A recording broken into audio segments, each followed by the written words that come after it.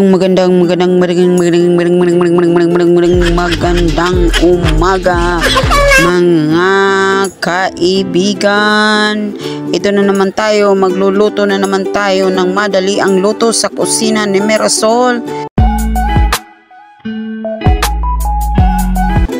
6 na instant noodle pack at 6 na itlog.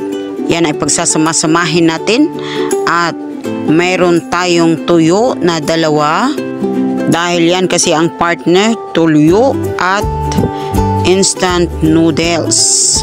Lulutuin natin na ito ng madalian dahil nga ay mayroon tayong bisita, ang team Pinoy Rab YouTube channel dito sa Davao City. Ito na, samahan niyo akong mag-prepare sa ating lulutuin. May 6 tayo nga na noodles at ipiprepare na natin ang 6 na itlog. At habang tayo ay nagpe-prepare sa 6 na itlog, ayan, at may tubig na ang ating kaldero, pinapakulo na natin para mamaya ay madalian lamang natin itong maisalin ang mga noodles. At susunod na naman natin ang mga itlog.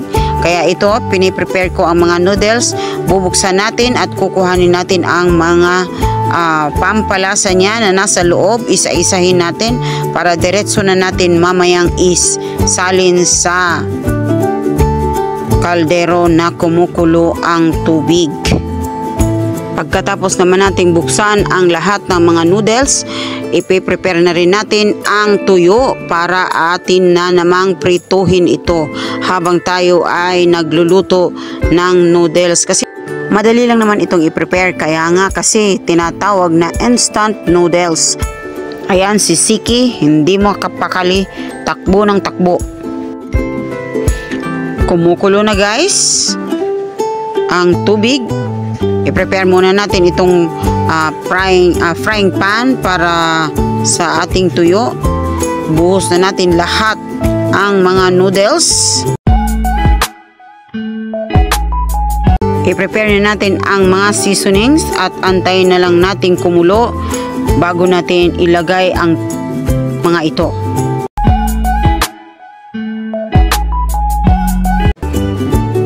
Ayan, at lalagyan na natin ng oil ang ating frying pan para sa ating pagluluto ng tuyo. Ayan, tingnan mo si Siki, parang isang dwarf na naglalakad-lakad, nakakaaliw. Ang cute talaga niya. Ang ama naman niya si Marvin ay palagi lang siyang sinusundan-sundan, hinahabol-habol. Okay, it's time to fry our tuyo. Ang bango-bango pa naman pag may tuyo. Ayan na, nilagay ko na ang seasoning ng mga noodles. Nilalahat ko na, iniisa-isa. At ito ay nagpapasarap talaga ng noodles. Lalahat ko na dahil marami naman yung tubig. Minsan kasi pag ang nagluluto ako ng noodles, kung kukunti lang ang tubig, hindi ko na uubusin ang mga seasonings. Aalat na kasi ang noodles pag kunti lang ang tubig mong ilalagay. Kaya kontrolin natin hanggat maaari. Okay na ito at ilalagay na natin ang ating itlog. Sasama na natin doon sa ating noodles. Ayan. Kagandang tingnan.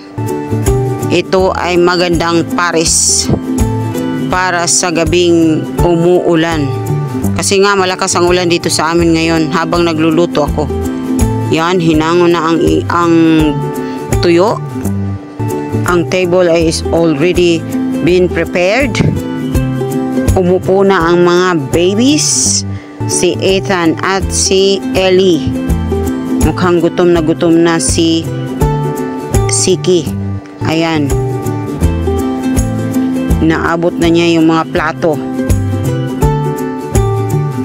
Napaka bibo namin dito guys dahil marami kami.